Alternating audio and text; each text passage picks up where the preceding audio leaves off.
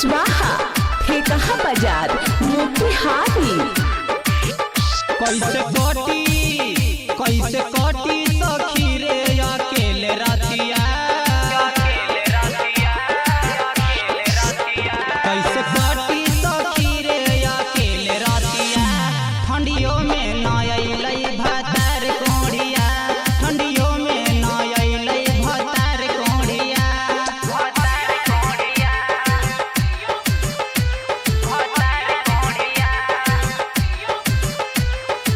Mix by Sonu Kushwaha ठेकहा बाजार मोतिहारी।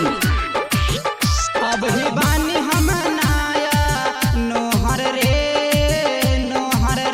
के घुमाई तरे के ओहर रे।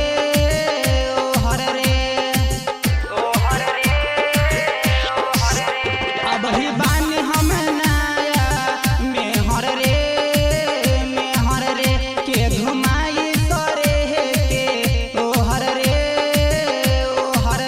केतनो कहला पे भैंसुरा ना छोड़ खटिया, केतनो कहला पे भैंसुरा ना छोड़ खटिया। ठंडियों में न अइलै भतार कोढ़िया, ठंडियों में न अइलै भतार कोढ़िया।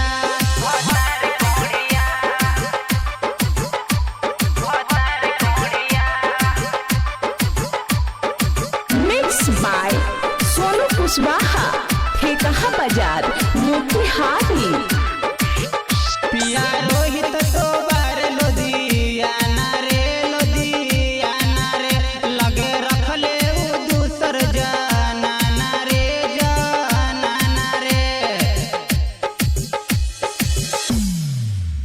पिया गुडू तो बार लोदियाना रे लगे रखले उ दूसर जाना रे। तकिया लेके हम सूती अकेले रातिया, तकिया लेके हम सूती अकेले रातिया। ठंडियों में न अइलै भतार कोढ़िया, ठंडियों में न आया भतार कोढ़िया। झांकतानी हम जाके अंगना के ओरिया, झांकतानी हम जाके अंगना के ओरिया। ठंडियों में न अइलै भतार कोढ़िया, ठंडियों में न आया भतार कोढ़िया। Shivangi recording studio Rajgir.